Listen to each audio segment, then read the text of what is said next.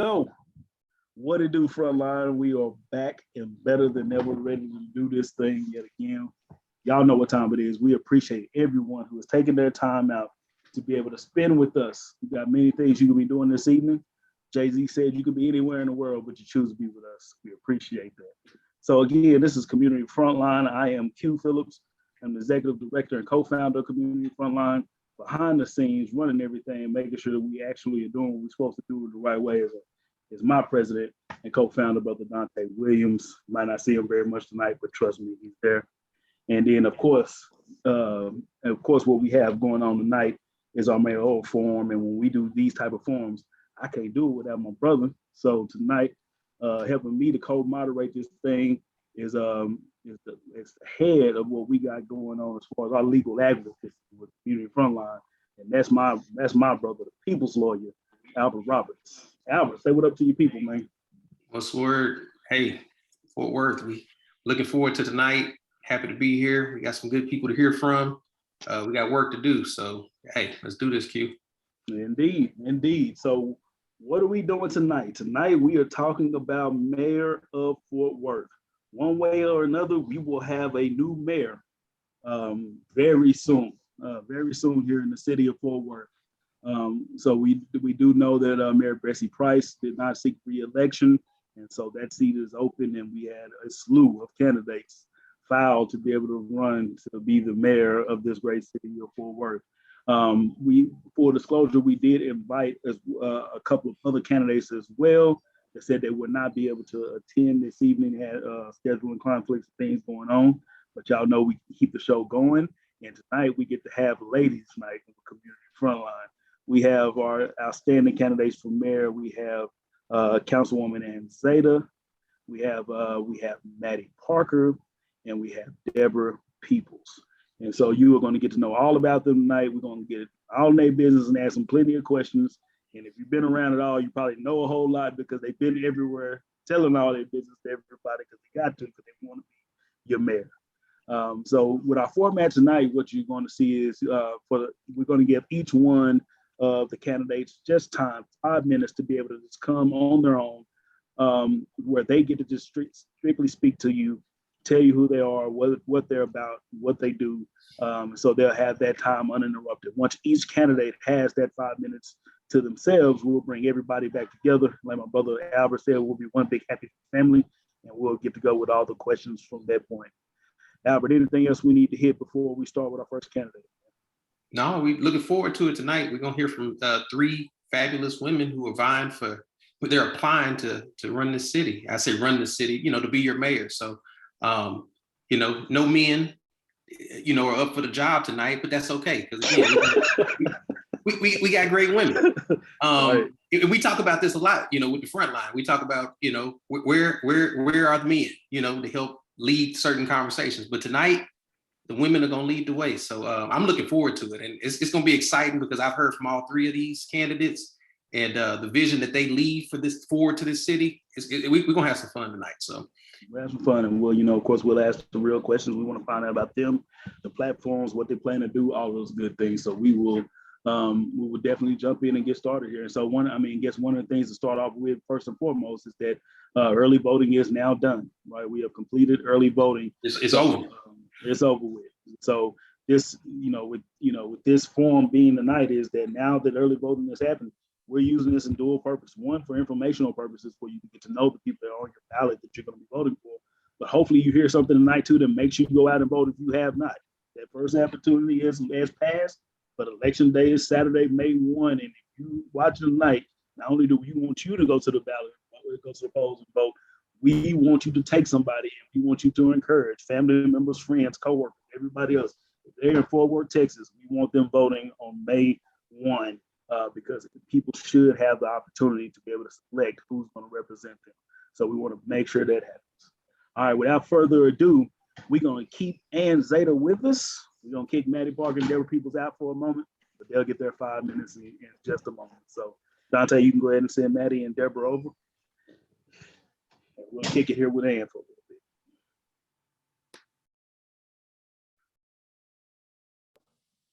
bit. All right, looks like we got it. So, And Zeta, you are up first. You have your 5 minutes, good lady, to simply tell the folks who you are, what you do, and why you're running for mayor.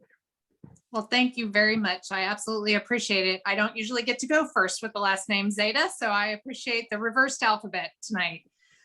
I am Ann Zeta, and I currently serve on the Fort Worth City Council representing District 9, and I've had the honor of serving District 9 for the last 7 years. I was first elected in 2014 when the previous council member stepped down, and I was in a race with 6 candidates at the time, which I thought was a crowded race, but apparently not that crowded now that I'm in a race with 10 candidates. When I'm given a full 5 minutes, I typically go all the way back to the beginning because I think my foundation and upbringing really lends itself to the type of leader that I am. And I share with people that I was raised at a Quaker boarding school where my parents.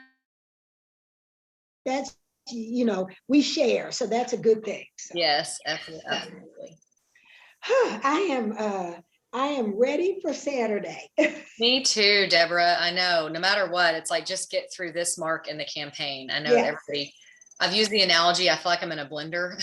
But you're just like, I just keep laughing at us. I know. I just want to hear this Dante, part. that's how we feel. I know. I can believe it. And Deborah, so we went through this with Quentin and Albert. Absolutely. And you know it. And so I know how you guys feel. Well, I tell everybody, my hat is always in the candidate's corner. I don't care which way you're running. I know what candidates go through. And so having been on both sides, supporting and as a candidate, people don't understand. It is stressful. And when you run, your family runs. And I tell people that, whether they want to or not, they run. That's so true. It's given me a great perspective, no matter what happens in this election, is to support people that put their name on a ballot and the gumption it takes to do it, especially in this age with social media where people can be vicious and misinformed. So. Yeah, and trust me, and they can be vicious. They can be vicious. And I will tell you, Betty, I don't know about you, but I have gotten so many threats. I am amazed, and I love all the people who have rallied around me and said, we have to keep you safe. And I keep saying, that I knew a lot about how to get in touch with the city, how to find what department did what, just how cities worked and how to interact with the city. And so when Joel Burns stepped down in the middle of a term, I decided to run at that time. And I've absolutely had the honor of serving this last 7 years. So District 9 is the urban core of the city. It has downtown, the near south side. It has a lot of the urban villages that thankfully we did a lot of planning for way back in 2007. And now that development has kicked up and growth has been happening as quickly as it has been happening in the last few years, many of those places had good solid plans in place that had a lot of stakeholder input. And that is not true for all of the cities. So my goal in going forward with the rest of serving the entire city is to have that kind of intentionality of community input and planning for our entire city and all of the neighborhoods across our city and all the businesses in our city so that they can have the benefit of the things like Near Southside has with Near Southside Inc. and the neighborhood associations that are in the urban core of the city that have had access to the city and all of the resources that are provided to them is something that's available citywide, because doing the squeaky wheel gets the grease kind of delivery system has led to some inequities in our city. And that's not the way to have equal access to all of the things that everyone should be able to be benefiting from and the quality of life in our city. So many of the things I've worked on are affordable housing, public transportation, availability and access to jobs. And I've had a lot of great success with that in District 9. And I have not limited myself to District 9 in the work that I've done. I've had the pleasure of coming to a lot of community frontline events in person when you all were doing things in person. And then the forums that you have done during COVID have just been incredible resources for the community in a broader sense, because people can log on from anywhere. So I've absolutely appreciated the ability to do that with you all. But these are the kind of things that need to happen across our entire city. And I believe that as someone with the background and education that I have, and the service that I have provided at all of these different levels, including being a city staff person, I have a unique skill set that would lend itself well to being the next mayor of our city. And I appreciate the opportunity and hope that I can earn your support in that effort. I mean, to the second. That's what I'm talking about. That was perfection. Perfection. Ended right on time. Thank you so much, Ann Zeta. Thank you. Thank you so much. What we got next, Albert? Talk to me, Q. Who's in and who's out? All right, we kicked Ann Zeta out already, and I think So Dante is about to bring over Deborah Peoples. Deborah Peoples. Dante spinning on the ones and twos back there. Look at him getting it right. I see you. He did it. Don't you love technology? I So, love technology. I love when Dante running technology and I don't have to. well, I am so excited to be here. And let me just tell you. So Dante, thank you very much. So I'm going to tell you all, there's an amazing African-American printmaker, and he did a print for me called Meeting in the Ladies' Room. And so I have just had a meeting in the ladies' room. But anyway, I am Deborah Peoples, and I am running for mayor of the city of Fort Worth. But I want to be very clear. I am not running for me. My name is on the ballot, but I am running for everyone in Fort Worth who feels, whether you feel like you're disenfranchised or you're not disenfranchised, I want to chart a path for Fort Worth that celebrates our great diversity and makes great use of all of the brilliant minds in this city so that we move this city forward. And so Quentin and Albert and Dante are probably shaking their heads because I moved to Fort Worth in 1975. I'm the old lady in the bunch, but it was so interesting because when I moved to Fort Worth in 1975, I started to work for the city of Fort Worth. And many of the issues that were prevalent in Fort Worth are issues that we're dealing with today. And so, people like to tell this joke that insanity is doing the same thing over and over and expecting a different result. And so I believe Fort Worth is a little bit schizophrenic and insane because it is not, our leaders aren't forward thinking. They aren't looking at how our city has changed and is changing.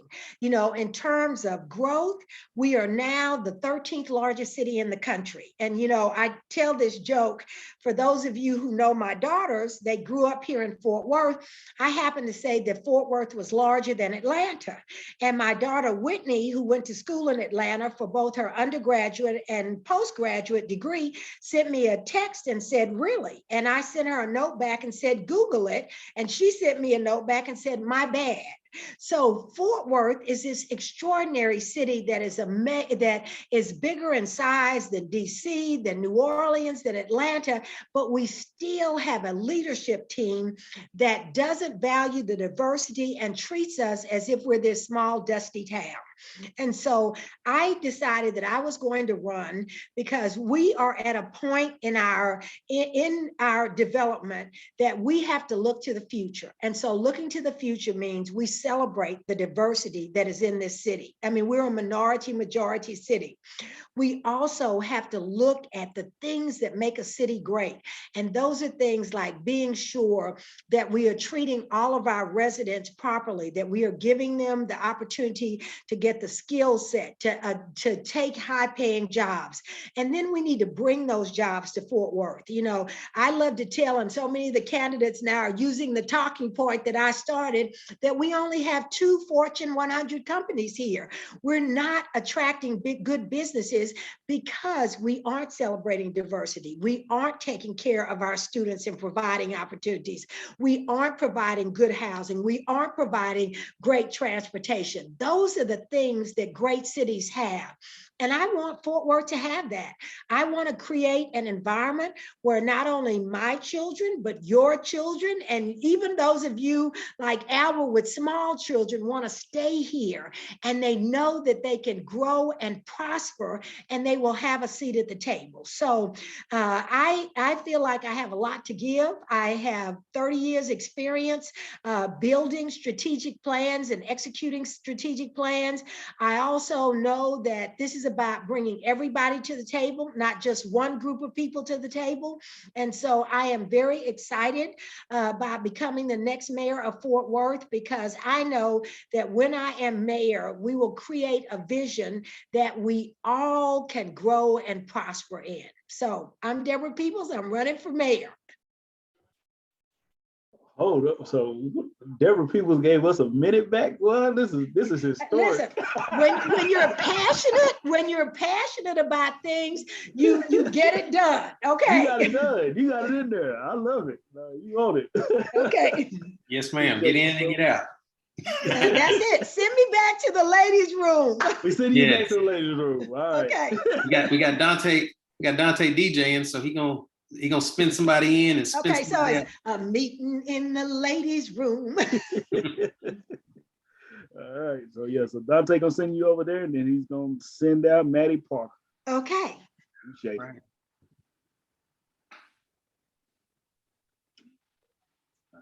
All right, dig, hit them buttons, man. I wish I had a camera in there what he was doing right now too. See, look, he hit all the buttons.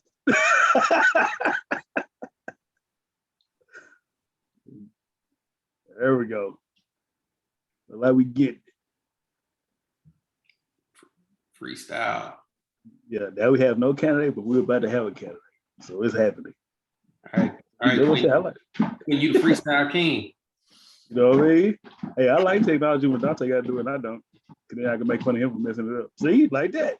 But then There she you is. got Betty. She popped on the screen. Here I am. How are y'all? I was in and out of the room. I had to kind of wait for it for a second there.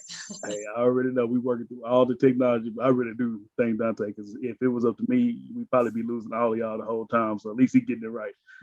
All right. Absolutely. So, Maddie Parker, your 5 minutes to shine. For Okay. yours. Well, first of all, thank y'all for putting this together, Community Frontline and your membership. You have made an incredible impact in Fort Worth in a very short period of time, and I know you have much work to do. So just know that I've been watching it in awe for years now, and appreciate the opportunity to be with you. I shared with Albert and Q when we first joined that this is our second to last forum to be in front of voters before official election day. And you'll be proud to know we have seen a historic turnout for this election. I think around 39,000 people have early voted, which bodes well for election day. So for those of you listening on Facebook, I encourage you to go early on Saturday, so maybe you can avoid those long lines. It looks like weather should be a positive thing. So I am Maddie Parker, and I'm running to be your next mayor. I'll spend a few minutes talking about where I'm from, who I am. So I was born in Austin, Texas. My dad was a criminal defense attorney down in San Marcos. My mom was actually a professional ballerina who had just retired to have her children. And we moved from Austin to the big city of Hico, Texas, where I was raised on a family farm, third generation, very simple upbringing. I had a party line until I was 14 years old. So my kids have no hope in a social life, because truly that is the experience that I had, no cell phones for them.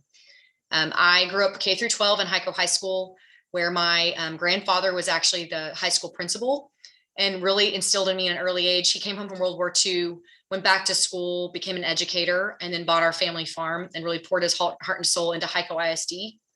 I went to UT for undergrad and lived there. And that's where I started in public service. I've been in state, federal, local for 17 years. My husband and I moved from Austin to Fort Worth 14 years ago, where we're raising our family. We have 3 children. They are 19, 10, and 4. There's a gap in age because we were blessed to meet Shani, our daughter, when she was 10 years old. And she's adopted, and she's now been with us for 9 years. And so we are fierce foster care adoptive parent advocates. And so I'll continue to do that no matter what happens in this mayor's race. And I'm honored to serve on the ACH board. One thing, I'll just change it up for those that maybe don't know me. I had a really unique upbringing. Both my parents really struggled. My dad was an alcoholic and has now been 20 years sober. And I mention that because it shaped who I am today. Had sort of a scrappy upbringing to get to college and get to be where I am now. And people surrounded and loved me to make me successful. I'm running for mayor to be that for someone else. A hope in a city where we need to unite rather than divide. There's never been a more divided time in our country, truly. And I have so much hope for and optimism for Fort Worth, Texas. I've used this phrase a few times, that we are on the precipice of greatness, that we can really champion what it means to be a large 12th largest city in the country, an incredibly diverse city that has power in that, but we have a lot of work to do. I currently run a nonprofit focused in education called the Tarrant To and Through Partnership. And our goal is big. It is to help all students succeed in college, career, and military life after high school. Because right now in Tarrant County, only 23% of our students are making it to a 2-year or 4-year credential. And if they grow up in a low income household, it's 14%. And so our motto has been student success is our success. And I believe that applies in this mayor's race, because every resident deserves the opportunity to be successful in whatever they choose to be, no matter what zip code they live in. And City Hall needs to open the gates to make sure we're doing that successfully. This race has been humbling. I have first been supported by the people I do life with every day, whether it's the parents I'm at Little League with for our kids, or people we go to church with. But people have stepped up big to be on Team Parker, which I appreciate. They recognize the opportunity there is to bring a city together. I learned something new, that when the Star Telegram endorsed me, if I'm elected mayor, I will be the youngest mayor leading a large city in the country. And I think that bodes well for Fort Worth when we know the average age is 34. We've got work to do in economic development and education, and making sure our City Hall is focused on city essential services, a place where all of you feel welcome and can get your work done, whether it's a major development or you just need to pay your water bill. And then I think the other big thing we've got to focus on is what it looks like to unite our city. And I want to learn from Community Frontline and experiences you've had over the last several years and apply some of those practices at City Hall. I think right now it is intimidating to do business at City Hall. If you're there to be in front of your mayor and council, that should not be the case. You need to feel welcome and your ideas heard, and that we come away in a joyful manner. That is not the case right now. And I'm not pointing blame at anybody else. I think that just city governments in general have had to really rise to the occasion. I want to be a mayor that's inspirational, that has a focus and a tenacity to get the job done. I'm not a climber. I'm not here to run another office. I'm happily married in beautiful city of Fort Worth, and I want to leave it better than I found it. Thank you for letting me introduce myself tonight, and look forward to the questions. Absolutely. Yeah, you hit it too. So y'all did good. Everybody got within their time period. That is a beautiful. The ladies pretty much follow the rules. We're pretty good. I love it. I ain't had to do no cutoff sign. I ain't had to jump in. That's a beautiful thing. Thank you very much. All right. So my man Dante is bringing everybody back over, so we can all be one big happy family, and we can get down to the business of asking these questions. So yes. All right, Dante, spin your music, man.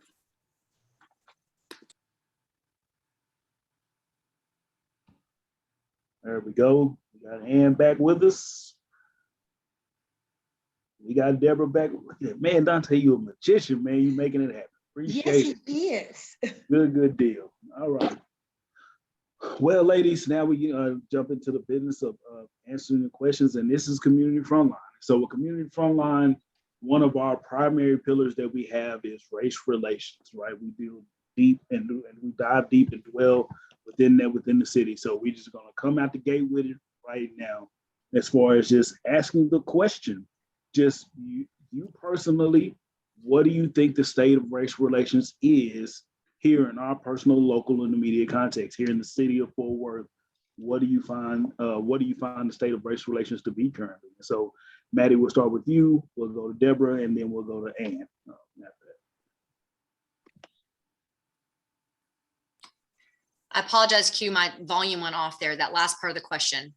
Yes, it's basically what is your view about the state of race relations here in the city of Fort Worth?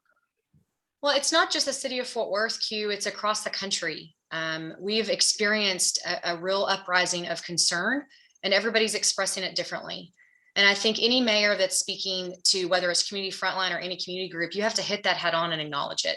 There is a lot of pain and protest, right? When people feel the need to come out in the streets and express how they're feeling, you must listen. And I'm not ignorant here, right? As a white woman to potentially be your mayor, the burden will be on me to listen first and act second.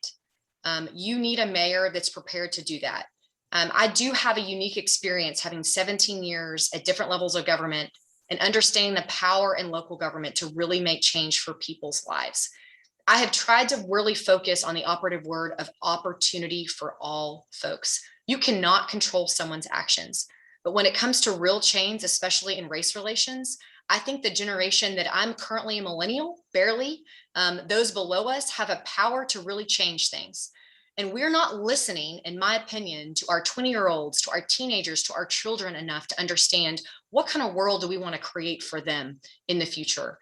I think the opportunity starts in education. It starts in city infrastructure that's based in data.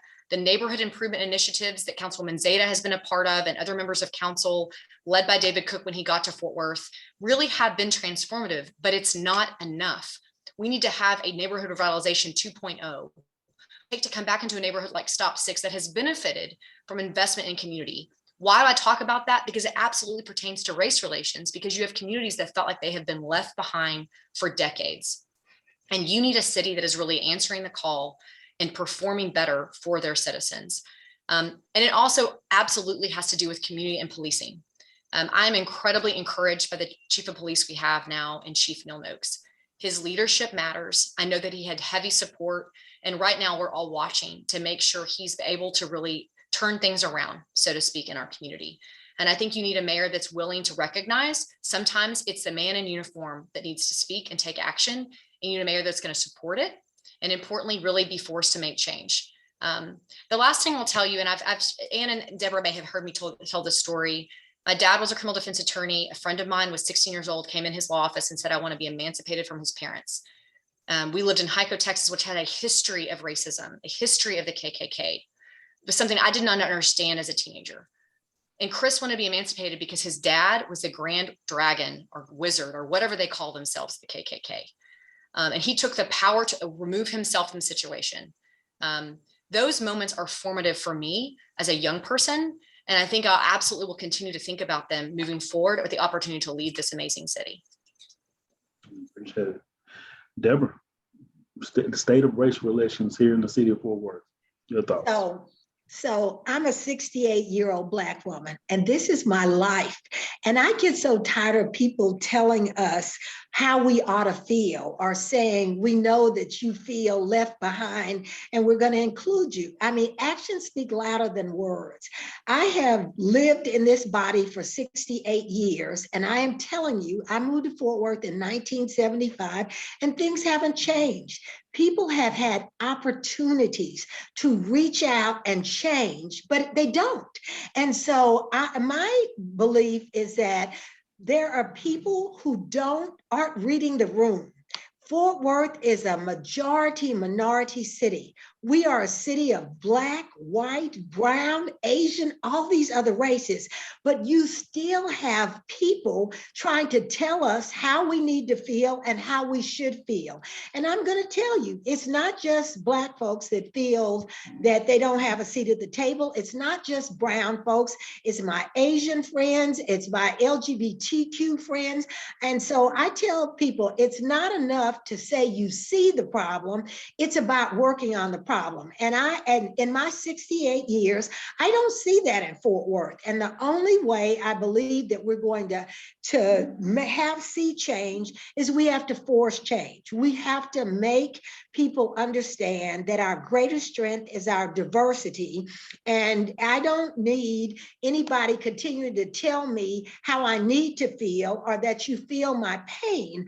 I want you to allow people of color, whites, everybody to have a seat at the table, and we start working on it. So if I would tell you, I am tired of talking to people who said, we didn't used to have racial problems in Fort Worth, but we have them now. No, we always had racial problems in Fort Worth. As long as Black people stayed in what they considered their place, or brown people stayed in their place, or Asians stayed in their place, life was good. But if we're ever going to build a great city, we're going to have to be willing to do the work to be anti-racist. And it's not enough just to say, I see it. What you have to do is actually do the work. I am willing to do that. I am willing to lead others to do that. And if Fort Worth is ever going to be a great city and a shining example, it has to happen now. All right. Thank you so much. Thank you so much for that. And Zeta, the floor is now yours. Race relations in Fort Worth. What say you? Well, I will tell you that I did not grow up here. I wasn't raised here. I came here as an adult when my husband and I got married in 1990. And I came from a place where people, if they were racist, weren't going to be speaking that publicly. It was politically incorrect to voice those things. And I moved here and immediately had some experiences that were quite shocking to me, where people, because I was white, said racist things in front of me as if I was going to be in agreement with what they were saying. And that was really surprising to me. It wasn't something that I had experienced before. I grew up in a community that was predominantly white, but we lived at that Quaker boarding school where there was diversity. And some of the kids that were staff children of the faculty that I grew up with had some experiences when they were in school in town where that racism did rear its ugly head. And this is something that needs to be spoken about. And as a white woman, I need to be comfortable speaking about it and going through uncomfortable situations. And I have had the honor and privilege of working alongside some folks in this community, working on being anti-racist and confronting those topics and situations and going to the community and listening. And then with the Race and Culture Task Force, I think several of you have touched upon the fact that we have studied this.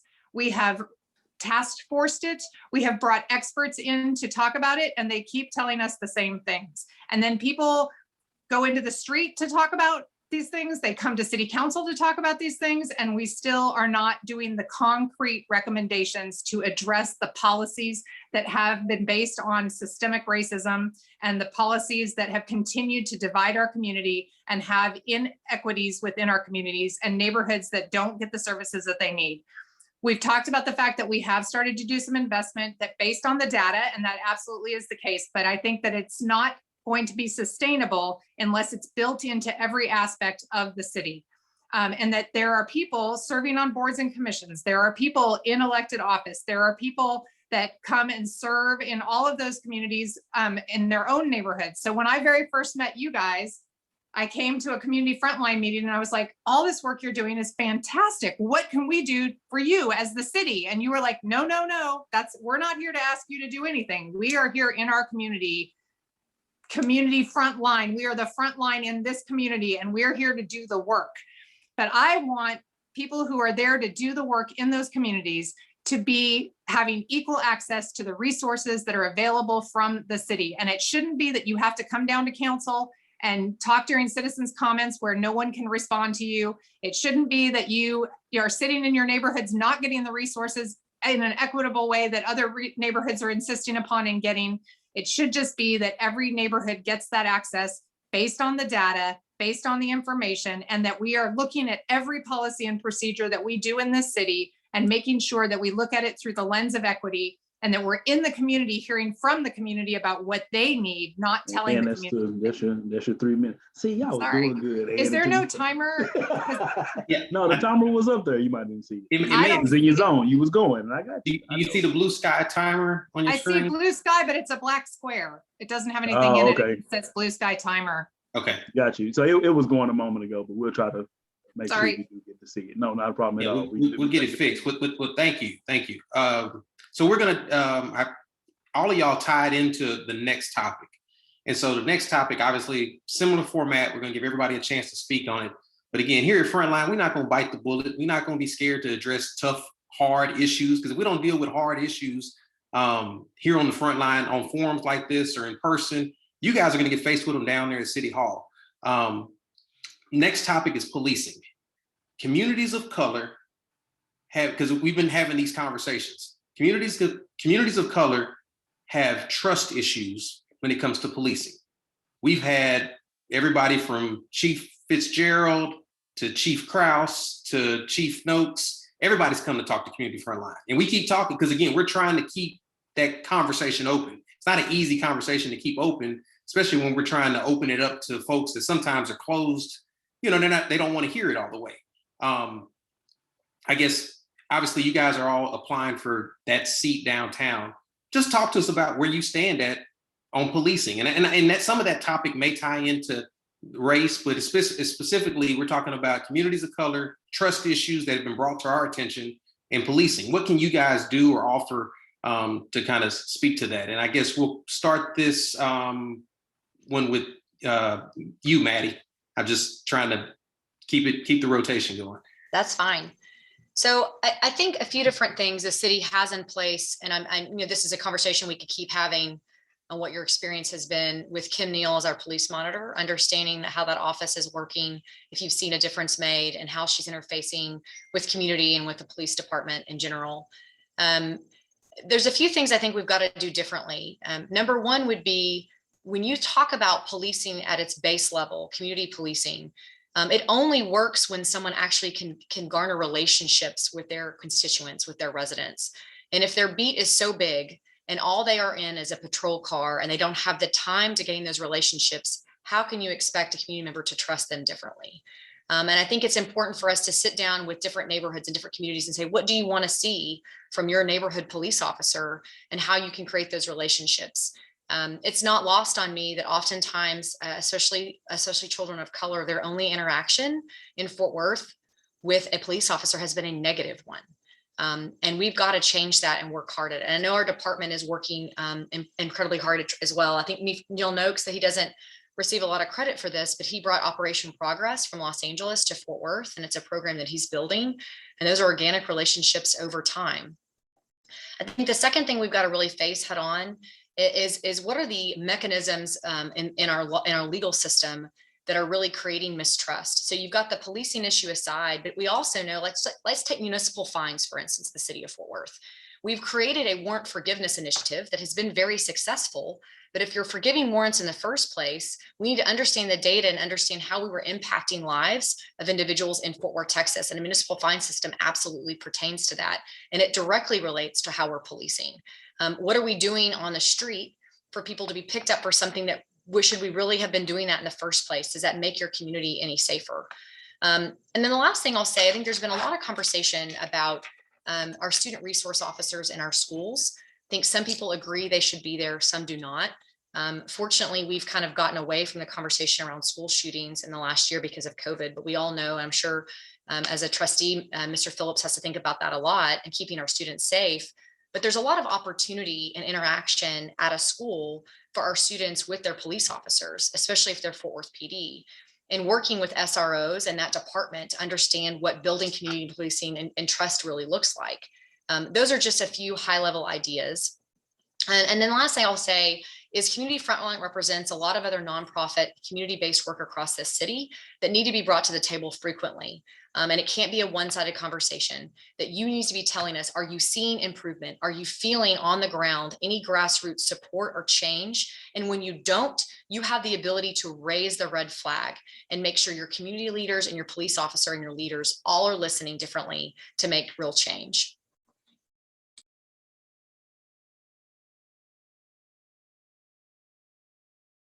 Got on mute, brother. Yeah, thank you. All right, Deborah, you next. Talk to us. Okay, so I'm going to talk to you all about my lived experience. As an African-American person of color, people have blinders on. We need to acknowledge and understand that the relationship that the African-American community has with traditional police departments is different. In our communities, many times police people see us as threats. I come from a law enforcement family, and I will tell you, my brother was a policeman, my sister was a constable, but I grew up with my brother when neighborhoods were segregated, and my brother understood Black folks, and we had a different relationship. But what people don't understand now is many times our policemen don't live in our communities, they don't live in the city of Fort Worth, and when they come to our communities, they have preconceived notions about who we are, and they see us as predators.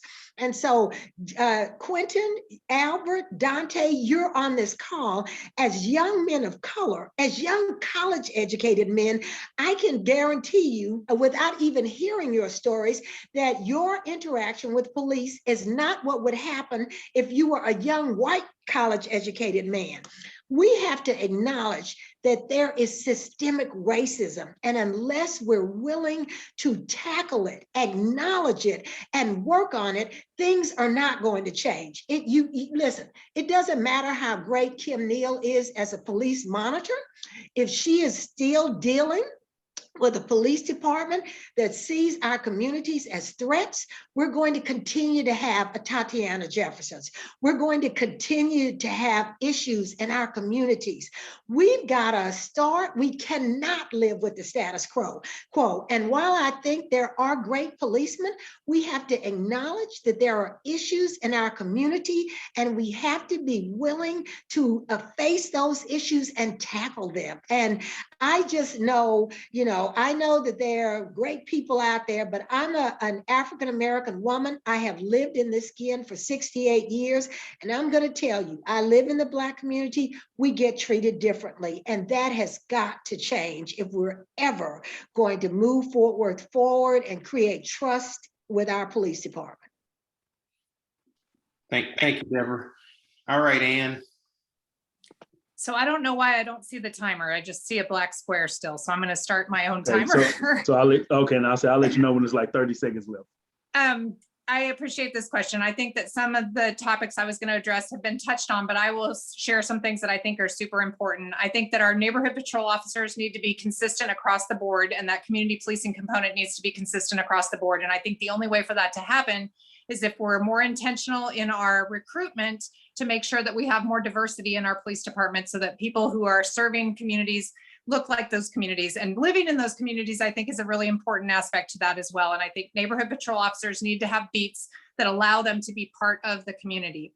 Then we've also been collecting a lot of data on policing and whether and racial makeup of folks that are touched by the police department. And we get those reports every month or so, every quarter. And those reports continue to show a disparate impact on people of color in who's getting pulled over and all of those things. And I think that we just get those reports, and we need to do something intentional about making sure that is not the case going forward. Why are we collecting that data if we're not going to make sure that we address that and make sure that there's a different outcome? The other thing that we've talked about is this neighborhood improvement initiative that we've done. And some of the elements of the neighborhood improvement initiative that have been embraced by many communities is adding cameras to those communities. But other communities are not quite sure that that camera is something that they embrace or would like to have in their communities, and wonder what the data that's collected on those cameras is used for. We've been shown instances where those cameras have been very successful at catching people who are doing criminal activities. But the concern is that over-policing element in some communities. And I think that we definitely need to make sure that we're not policing communities in a way that is not the way that those communities want to have that relationship with the police department. So I think what we need to continue working on neighborhood policing, community policing.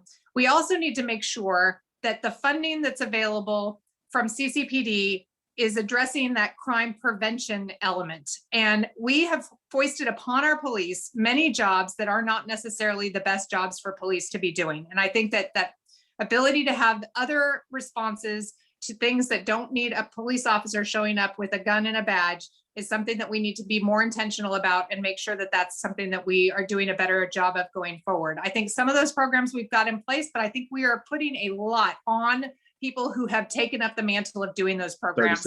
And I think we need to make sure that that's sustainable and can go on, and not something that just can be handled by someone who might be passionate about it at this moment, because it's something that's going to need to be continued going into the future. And so I think those are all things that would help address that. All right. Thank you. Okay, so now we talked race, we talked policing. Now we're going to drill in just a little bit more and bring it to home, bring it close to home. All of y'all are going to get this question, but it's going to be just a little different because all of y'all obviously are different people and sit in different capacities. So we're going to start with you, Ann. You're on the city council right now. While you've been on the city council, you've had the fortune of being, again, on the council, but at the same token, the misfortune of being in the city where, you know, the life of a Tatiana Jefferson was lost, you know, the Jacqueline Craig incident, and, you know, obviously what happened last summer. I mean, tell the front line, the folks that are listening tonight, how those things how they've transformed you or changed even your perspective here in Fort Worth. So I will add one thing real quickly that I had missed in the last question, but I think it applies to this as well. And that is the putting in place civilian oversight with our police department. And I think that's something that's come out of these incidences as well. That is something that people have brought forward and said that we need to do in order to have more of a relationship back and forth with the communities and the police. I will tell you that the most transformative and impactful things that have come out of those incidences that you have raised have not been sitting on the dais in the city council chamber and hearing people there, although that has been incredibly impactful and important for me to hear in that seat. But it has been being in the community where those conversations are happening, in the places where those incidents has happened. So being on the street where Tatiana Jefferson was killed, being around her family and being in the community that has been most directly impacted by that, which is, you know, all of us, but definitely the people most closely related to her more so. Being out on the street when people were marching in downtown Fort Worth and listening to the things that they had to say. Being at Trinity Park and hearing the stories of people who have had incidences and interactions with police that have been negative. Being in those places in the community, not making people come to city council and tell their stories there, not making them come sit at a table at a board or commission, not making them be on a task force, but being out in the community is the way that has been the most meaningful to me and it's been an honor for me to be able to be in the role that I'm in, but not putting myself front and center in those conversations, but being there to hear those conversations and then being in a position as a policymaker to try to impact the policies that will stem those things and keep those things from happening in the future. And I believe in the 7 years that I've been on council, I have worked my tail off, I'm going to make that clean, to move forward on the changes to those policies that will make those things be a different outcome. And I have struggled to do that as a single council member. And I think as someone who will make this a priority as the mayor, that we can make strides in that arena and we can make improvements in that arena and we can carry forward with the 22 recommendations of the Race and Culture Task Force that were spent months and months and months talking about to make sure that those things are actually put into action and implementation and not just continuing to talk and hear and listen. And I don't know where my time is again, because 20 seconds. You're doing good. I know you're wrapping there, so I don't want to interrupt you. Yeah, no, you did great. So Maddie, you're next. Similar question. Obviously, the dynamics that we've seen within the last, let's say, 5 years. You've been with the mayor's office for 5 years as the chief of staff. Chief of staff being, you know, one of the highest ranking positions, sitting right behind the mayor. Tell us how these events have impacted you, changed you, or, I mean, just tell the frontline folks that are listening tonight. I mean. Yeah. So I'll start with the Jackie Craig incident and how the city, and I'll take personal ownership of this, any advising I gave at that moment, how wrongly we handled it. You had a mother and her daughters who were in a significant amount of pain. And even after the arrest happened, take the policing aside, it was the community response to that that was significantly mishandled. Now, I do think something came out of that in the Race and Culture Task Force and the co-chairs that stepped up to do that work over a period of over a year, which is powerful. It can't sit on a shelf. I do have a lot of hope about the Human Relations Commission continuing that work in each area to make sure we're reaching out into the community with other partnerships to really make sure that Culture Task Force is a living, breathing document and that we're really learning from that incident. Tatiana Jefferson is a whole different level. And if I have to be honest with this group, you think about, I live in Ridgely North, and I wasn't much different in age than Tatiana, probably 6 or 8 years older than her.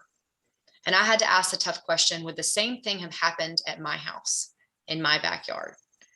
And if you want to avoid those moments from ever happening again, you have to get to the root cause and take the person, their personality out of it and ask, are we training our officers appropriately to avoid the catastrophic in that situation?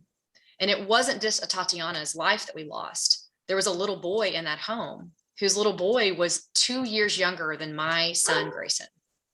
And the impact that that will have on his life forever is something the city has to own. And I think the city of Fort Worth has gone through a reckoning in that process. And we will have our own trial in the fall with Officer Aaron Dean's trial, and how this community responds to that responsibility to be different and act different. And it's not just policing. It's also about these moments of crisis where a city stands up and does the right thing. So Albert, I absolutely take responsibility in that, but there's also an opportunity for me to have had that learning experience and taking that into the mayor's office and understanding the power in change. I'll also just add in closing that for the years I was chief of staff, I had the unique opportunity to be the chiefs of staff from every major city in the country, and we traveled together twice a year to be at Harvard University for a project in municipal innovation. And the power in sitting in a room with people that were living through the exact same things in US cities was powerful. We still talk today. And those are learned experiences that I absolutely will take in the mayor's office, owning when you're wrong and making sure we learn from those moments. Because otherwise, what good are we as leaders, right? If you don't take catastrophe and move forward as a community, and making sure you have strong leadership at City Hall is absolutely imperative. Okay, thank you, Maddie. So Deborah, obviously in your leadership capacity as the party chair, and having the ability to obviously continue to have to listen and influence and have conversations around some of these same issues. Tell the folks how you feel about this. So Albert, and let me just say something. I don't mean this as a criticism of anybody, but I'm going to talk about being courageous. We have people who talk about what they've seen, but they don't speak up about it. That's the problem. We need white allies and others to stand up with us, and they don't. It's not enough to say you feel a Tatiana's pain, but you didn't speak up when it happened. You sat there and you were part of a system. And so, listen, I am not gay, but I have stood up on LGBTQ issues. I've been out there marching. I am not Latino, but I have stood up on immigration issues. I'm not Muslim, but I was there at JFK protesting when they did the travel ban. When white allies and others don't speak up, your silence means you're complicit.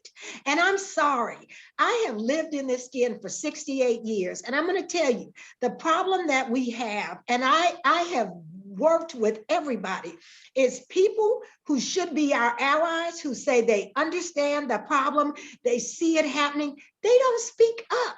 Because why? Because they're trying to maintain the status quo.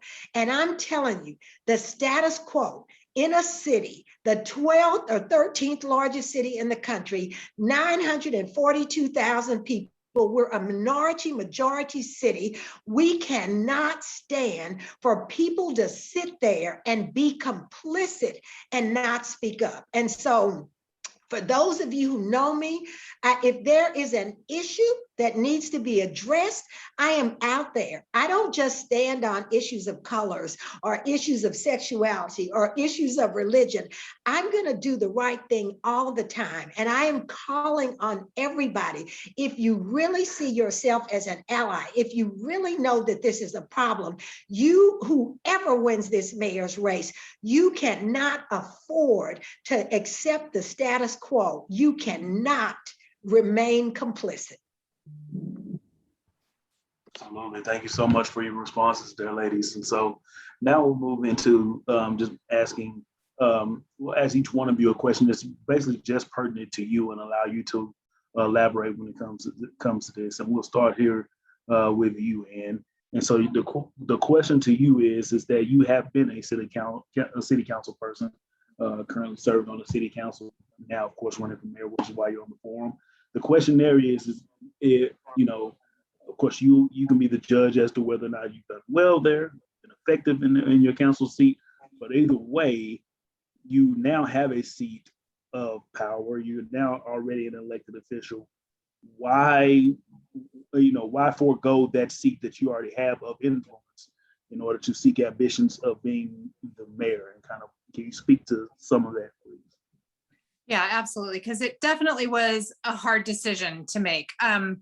I have served for 7 years, and I will tell you that even in the first couple of years of service, I had folks suggesting to me that maybe I should run for mayor. Similarly to what happened to me when I first got on the zoning commission, and people were suggesting that I should run for city council. So I clearly love District 9. I've lived in District 9.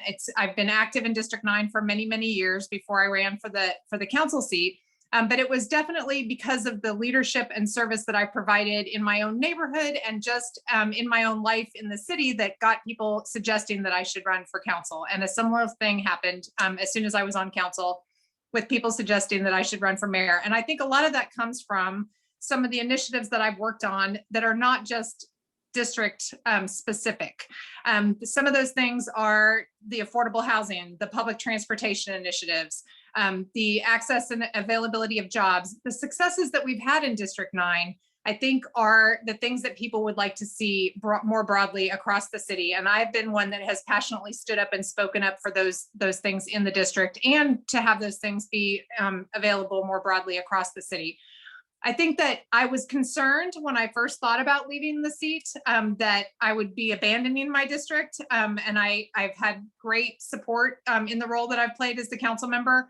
But I knew that there would be plenty of passionate people who would step up, because I've been hearing from people the entire time I've been serving on council who were ready and willing and able to be the next council member. And there were 9 candidates that stepped up to serve.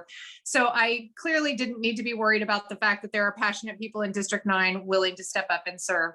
But I would say that the main reason that I have decided that this is the time to move on to that larger role is some of the frustrations that I have come up against being just a single member council person, and the prioritization that is available at the level of the mayor to move forward many of the things that have been brought to me by citizens and residents of this city who want to see some of these things move forward that have not been prioritized by the administration prior to, hopefully, this coming up administration.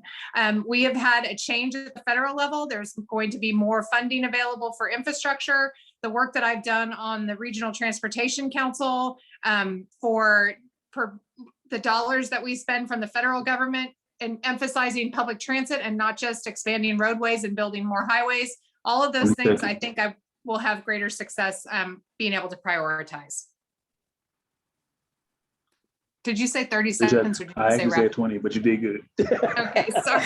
And I'm so sorry you can't see the timer. I wish you. I don't know what is up. Yes, I don't know. We're gonna figure it out. All right, y'all are doing great on time too, and we're gonna keep this party rolling. All right, Maddie, next up, you're running for mayor. There's some talk, and again, we're just talking. I mean, these are just obviously the rumor mills or whomever you want to call it. Some of the stuff is true, some of it is not true. This is your chance. So some people are saying like Maddie Parker is Betsy Price 2.0. You know, she's got the establishment backing. She worked as her chief of staff. She's got the POA endorsement. You know, tell the voters, Maddie, like, who are you? I mean, and it's okay. I mean, and it's okay to be Betsy Price, or it's okay to be, I mean, obviously you're Maddie Parker, but I'm saying like, either distinguish yourself from our current mayor or tell us what's the same about you as our current mayor, if somebody was trying to compare you guys side by side. That's a good question. I think I've tried to be as simple as possible to answer it. We've all had bosses, right? You've all worked for different people. And there may be opportunities where you see, yeah, I'm well aligned. We're doing the exact same thing. I have the same mindset. And there are a lot of times when you're very different. I'm a different generation than Betsy. That's obvious. I have the opportunity, and this is not just true of mayor, but of council members too, to be armchair quarterback, right? I was there. And it wasn't my ultimate decision. I was giving them options, and they got to weigh those out as council members and mayor to help inform what they thought was best. And so now looking back, I have those experiences to say what I would have done differently. Of course, I could go back in time and say, man, she and I disagreed on certain things. And we did. You know, I'm a very spirited person when it comes to my beliefs and what I thought was best for the city. But ultimately, as mayor, she got to decide, as does every council member, has one vote on city council. I have to remind people a lot, I'm not from Fort Worth.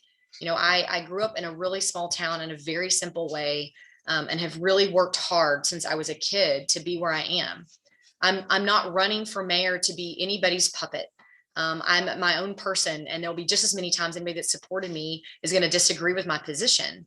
And I can't do anything other than to say, watch me, right? Those actions will speak louder than words, and to be incredibly transparent in how you run the office, I think is really imperative, whomever is our next mayor, because things have really changed. Thanks to these devices, this is how we operate now. We're an on-demand culture, and you're going to demand of your mayor information as quickly as possible and making sure your city is communicating that way. When it comes to the police association or anybody on the endorsements, I would also just tell you, look at all the people that aren't establishment. There aren't fancy people. They're just folks that cared about their city and recognize leadership in me and doing life with me. The last thing I'll say, it's an incredible sacrifice, as Deborah and Ann can attest, to run for office. Your family is running at the same time. None of us are doing this for any kind of personal gain. It certainly doesn't pay much money. And if I'm not your next mayor, I'll return back into the same role I have right now, which is focus in education, working along people like you to say, what do our students need to be successful?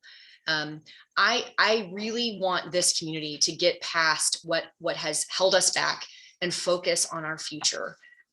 When you think about the decisions we've made as a community over the last 10 to 20 to 30 years, I was probably a toddler during some of those time periods, right? And I have the opportunity to learn from those mistakes, and really look forward in this city. I'll just close by saying, Albert, those are important questions. Anybody that's been endorsed by a bunch of folks that have usually had notoriety or an establishment behind them, I'm happy to answer those questions. But I would just encourage you to talk to people that know me. Talk to people that have worked with me and been solutions oriented, and they'll recognize that it's not always what people put you out there on Facebook or on social media to say about you. And I look forward to getting to know more people and being able to exercise that. Thank you. Indeed, appreciate that. And so now, Deborah, from your campaign, one of the slogans you've had is "One Fort Worth." But simultaneously, there is no secret that you have served in the Democratic Party as the chair for several years now. And so, with that being the case, I would love to just for you to reconcile that One Fort Worth, yet you are the head of a party in a nonpartisan now race. How do you reconcile that? Can you speak to how is it One Fort Worth if you clearly already have at least a professional side and nothing else? I love that question. So let me tell you, I've spent all my life, I've been a Democrat, and I don't shy away from that. I don't. When I look at the Democratic Party and its issues on social justice, I'm a Democrat, and I tell everybody that. But I also worked for AT&T for 34 and a half years.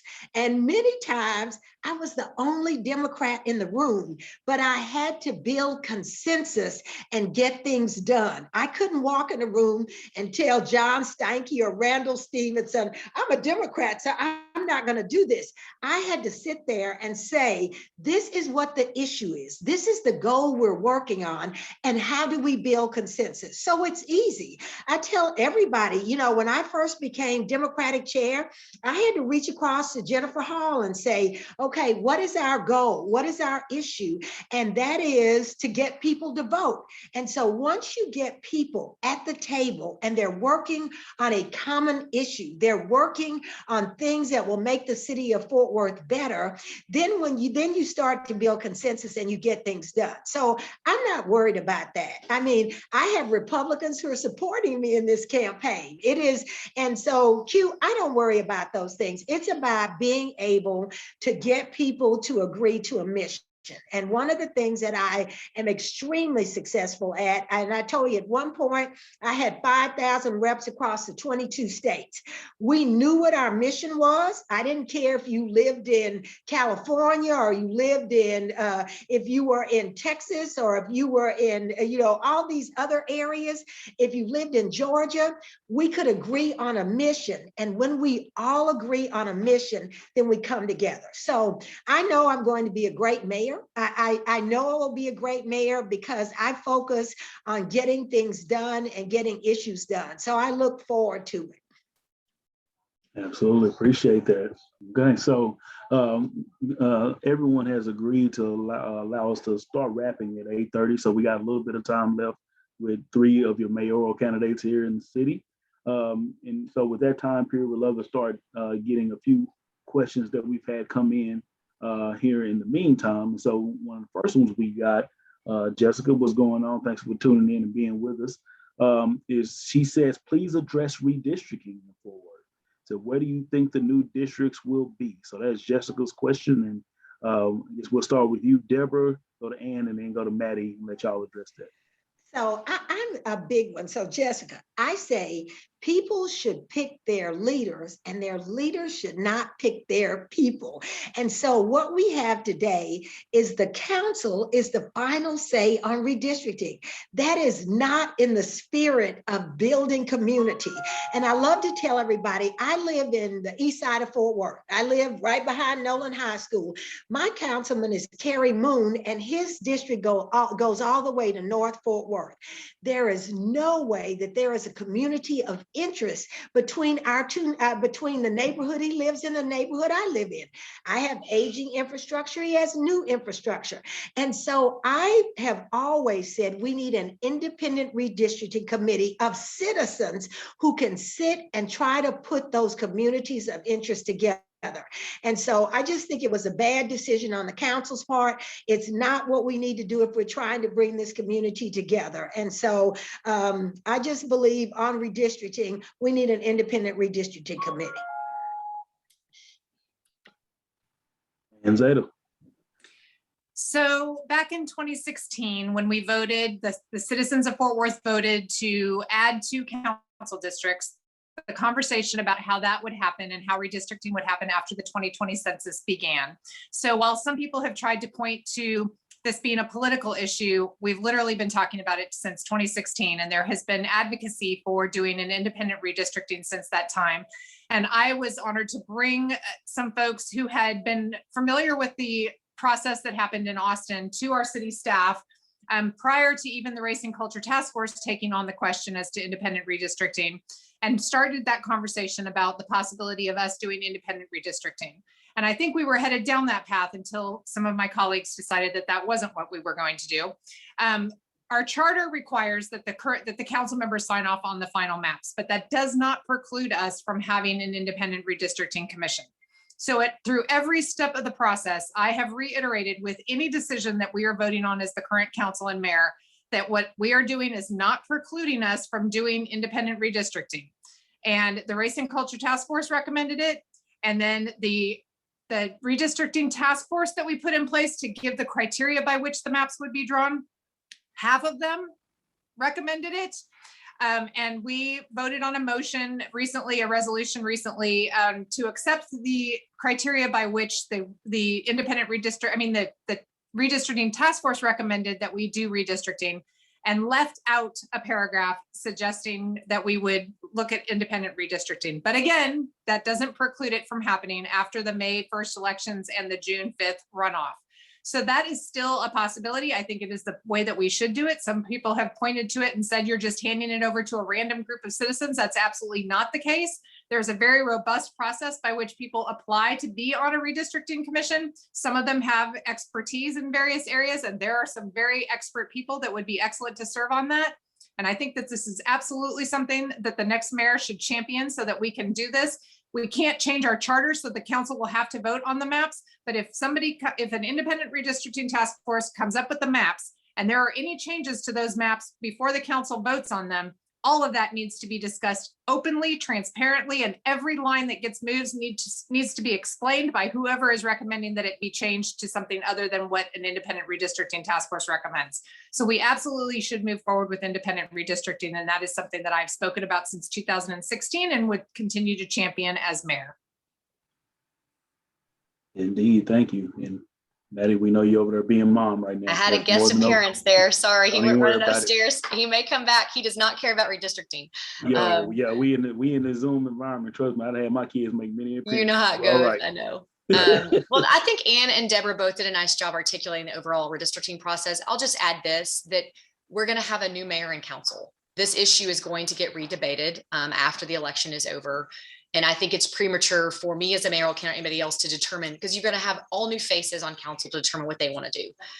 As an attorney, my number one concern is we want to avoid a legal challenge at the end, because any legal challenge then says the public is saying, we're not happy with the maps that were drawn. We're concerned about the integrity of our neighborhoods. So regardless if it is a hybrid, if it's council and citizens, if it's only citizens, if it's council members, you have got to make sure that you have a very transparent process and your citizens are involved from every step of the way. I'll use an example. Since Deborah talked about District 4, we can use that one. Let's pretend like District 4 becomes North Fort Worth and a new district is in the existing east part of Fort Worth. Those are beautiful neighborhoods that need to be kept together. Every time you move a line, you need to show that map back to the citizens, showing them, okay, this is what we've done. What is your opinion about that? The other important factor here that we don't talk about a lot, you have brilliant staff members at City Hall. Some of them have done this process many times over, or even in other cities, and they're going to be an important part of this process. They're probably behind the scenes right now because it has been politicized. But I, for one, would love for us to allow them to speak up about the process they'd like to see, and the mechanics as professionals will make sure we draw new boundaries. Lastly, we know that we've had explosion of growth in North Fort Worth. I think estimates say 230,000 people north of 820. And I think we do need to make sure you have representation just from geography of someone that's up in North Fort Worth only, but that also is power in making sure you have better representation in your more historic neighborhoods inside 820, what the infrastructure needs are. What is the city doing to represent those constituencies? All things we're going to get to rehash when you have a new mayor and council starting this summer. And I think that's healthy, honestly. And we just need to demystify the process and make sure all community members have a role to play and they be comfortable being at the table.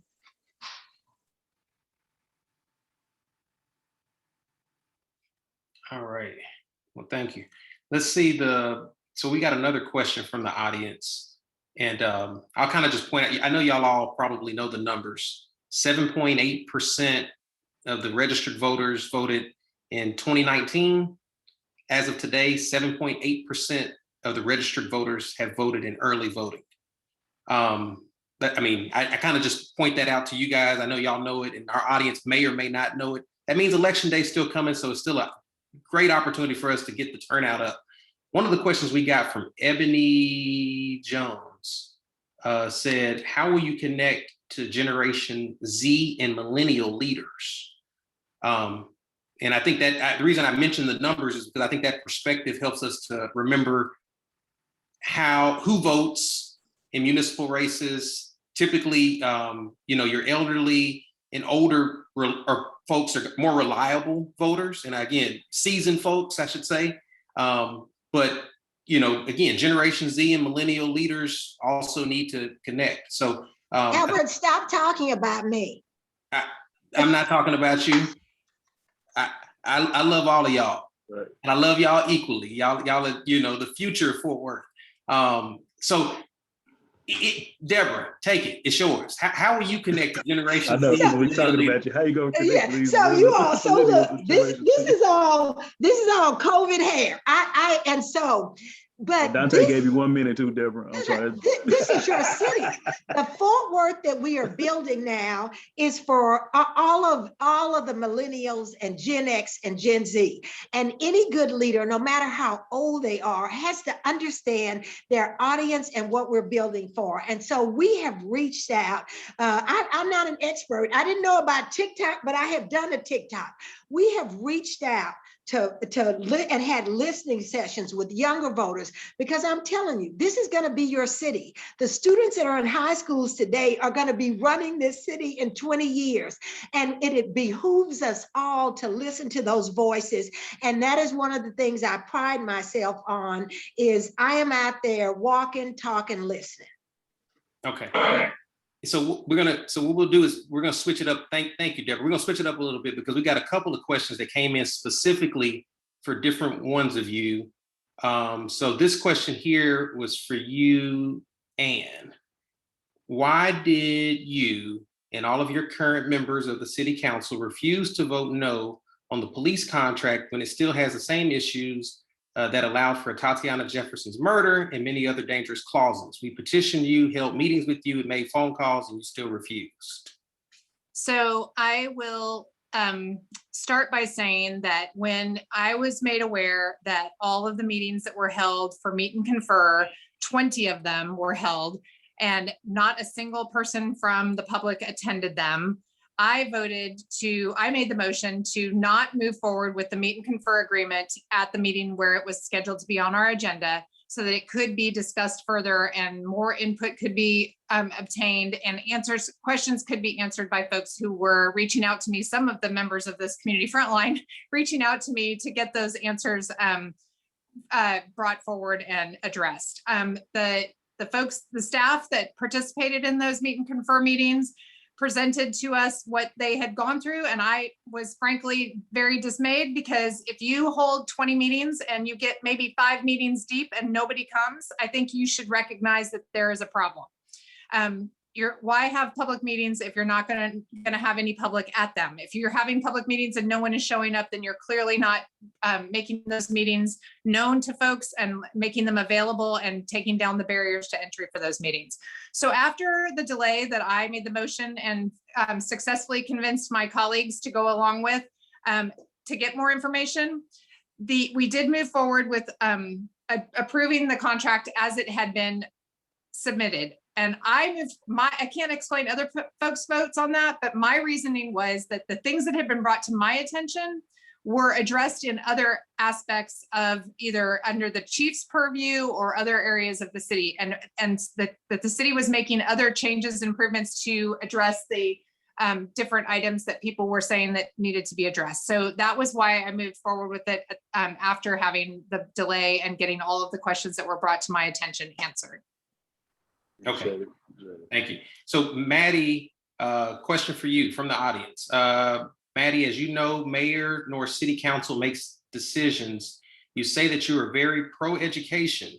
Your position currently allows you to make a difference for our children's education. Why would you run for the position of mayor where you can't make educational decisions? Great question. And I just mentioned there is a tornado warning. Our sirens are going off. So just making sure everybody is safe at home. Okay, y'all too, just making sure. So we have to hit the deck. That's going on. Great question. And it wasn't easy for me to think about it. I do still believe that there's an opportunity as mayor, as bully pulpit. And I'll just admit, all 3 people on this call, I have confidence tonight will champion education. And it's not about pointing fingers. It is about working alongside 4th ISD, all 16 ISDs that are in Fort Worth, charter schools, private schools, homeschool families, because every student deserves a high quality education.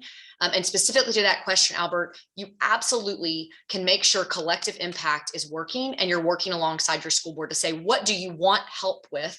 And then we get out of the way when it's time for your school board and your administrators and your educators to get the work done. And that's absolutely the kind of mayor I'll be. And I have a lot of confidence in the ability to make sure we're focused on a pro-education community here in Fort Worth.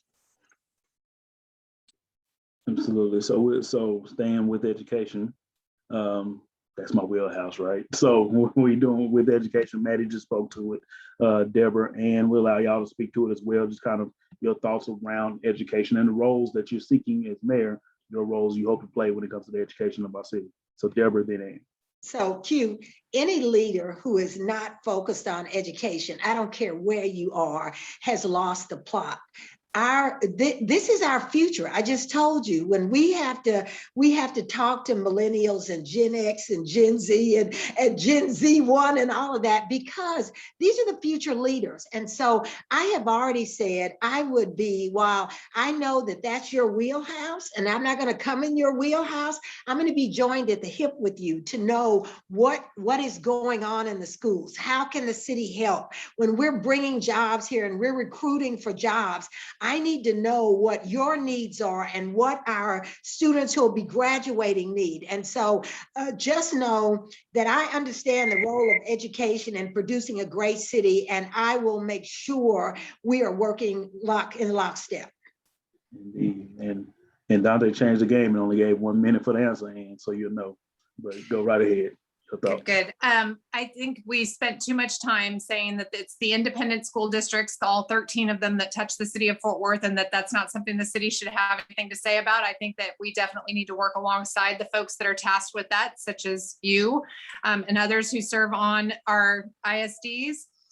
We do have someone in the city manager's office who is tasked with educational strategies, but I think any strategies that come from the city that we put in place in our community centers and our after-school programs, in any of the things where we are influencing children, need to be based on and work alongside and in concert with those programs that the experts determine to be best outcomes for students.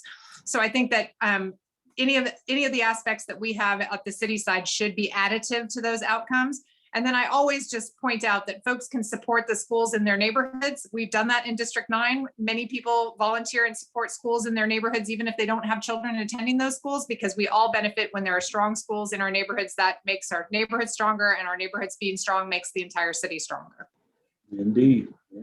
So one, we have so many questions in the chat, but we're going to get ready to wrap up. Like I said, 8:30 mark. 2, much like Maddie said, yeah, we got some things going on outside, so people need to be able to tend to their families and everything. So we'll get ready to close here. But if you have questions in the chat, continue to send those to us. Thankfully, through Community Frontline, we have relationships with each one of these candidates.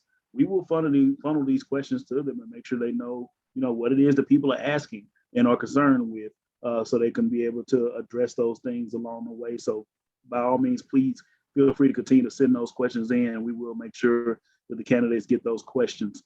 As far as us getting ready to wrap here tonight, we hit on a lot of topics, and we didn't even scratch the surface of so many other things that will be your responsibility if you are the mayor of the city of Fort Worth.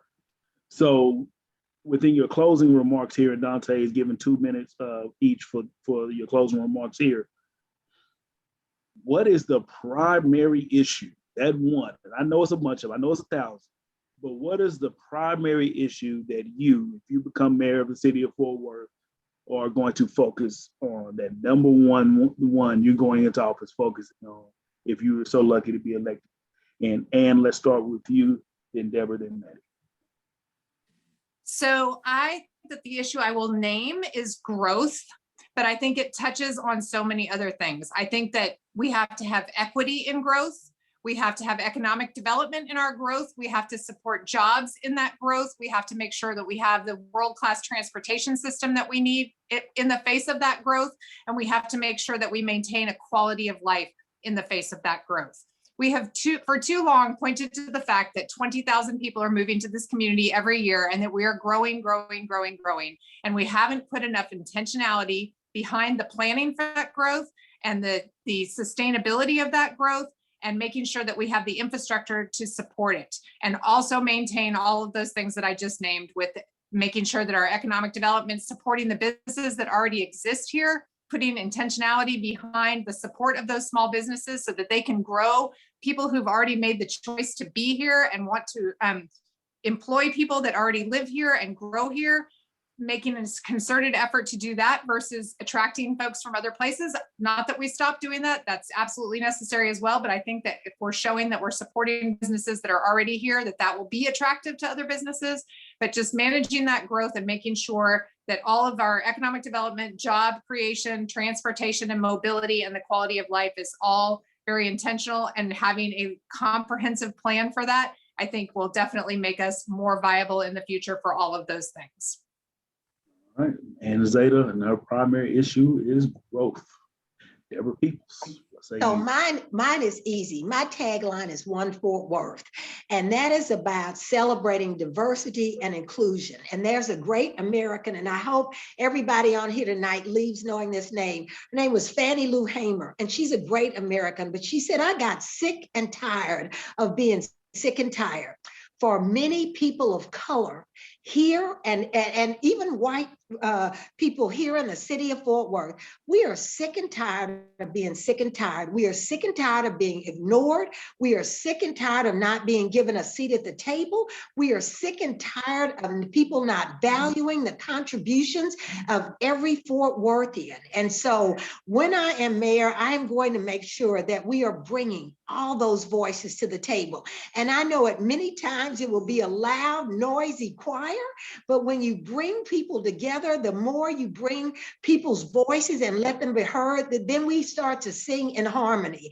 And I just think as Fort Worthians, as Americans, we have to stop sidestepping these issues. We have to understand that we all, no matter what color we are, what religion, what sexuality, we are Fort Worthians and Americans, and we deserve a seat at the table. And I'm gonna fight like heck to make sure that that is done, and Fort Worth gets to be the city that is an example for not only the rest of the country, for the world, about what happens, what good things can happen with growth, with housing, with education, when you celebrate all of us and not just some of us. Deborah Peoples, and hers is One Fort Worth. All right, Maddie Parker, floor yours. I think for me, Q, it's about our economy that's currently not working for everyone in Fort Worth, and it's multifaceted. We know we have a poverty problem across our city, which is affecting life expectancy. It's affecting teenage pregnancy. It's affecting your maternal and infant mortality rates. And then more broadly, if you take a step back, we have a tax base that's off balance. It continues to be, and we haven't tackled it. It is 40% residential, 40% commercial and 60% residential. Why should that matter to the people on this call? You need jobs that pay a living wage and allow people to live and flourish in this community. We have 2 large corporations based in Fort Worth, Texas, compared to Dallas at 34.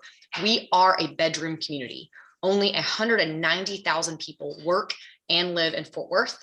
The rest of us commute to places across North Texas. It is time to wake up. You cannot have over 900,000 people in a city be 12th largest and continue to get left behind, most notably by our other Texan peers across the state, where we know in the last 10 weeks, you've had major corporate relocations happen in Frisco, in Plano, in Dallas, in Austin, San Antonio, El Paso. Fort Worth needs to make sure we are casting a vision widely. I do agree with Deborah. You need to make sure you are promoting the diversity of this city. But more than that, you need to refocus on what it looks like to bring jobs and opportunity across the city in every single zip code. Your next mayor has to tackle this head on, or we will never come back for it. It is absolutely critical in the city.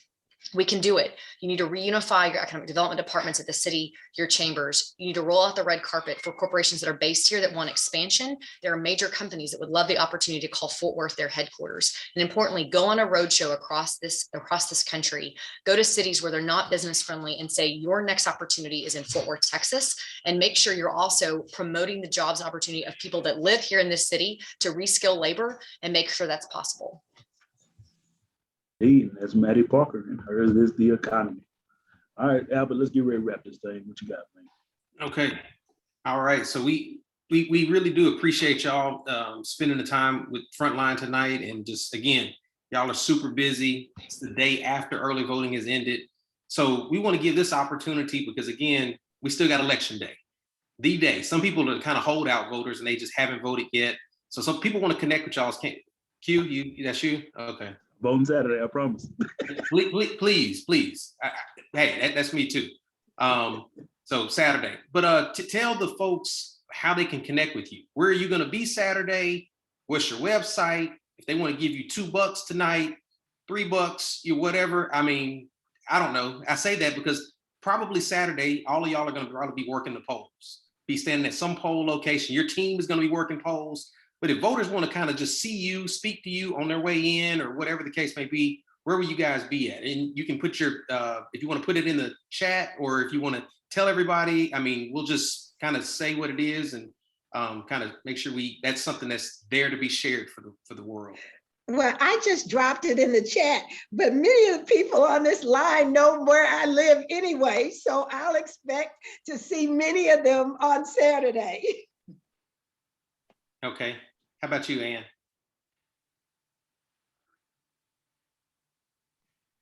I'm not sure exactly where I'm going to be, but I think very likely multiple polling locations. Want to get out there and encourage people. I actually voted early. I used to always vote on election day, but as a candidate, I now always vote early. Ever since my name has been on a ballot, I definitely vote early. My son is coming into town. I haven't seen him since September. He's going to be out and about with me, so I'm totally looking forward to that.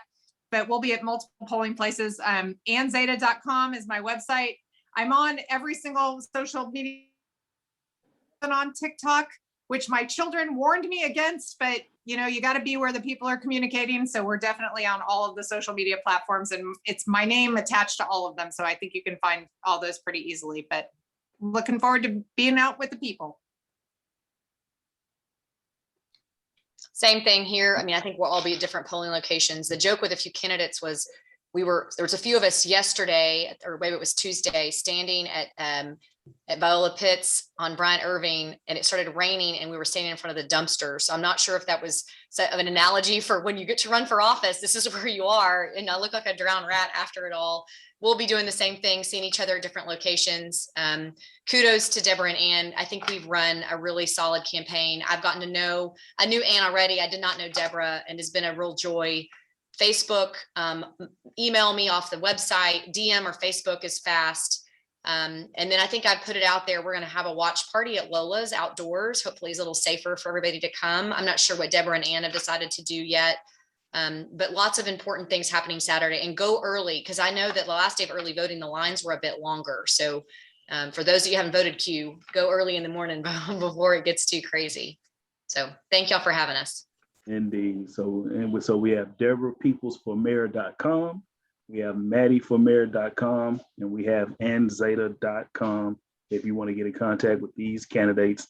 And one of these people very well might be the next mayor of the city of Fort Worth. Thank you, ladies, for your time, for answering the questions.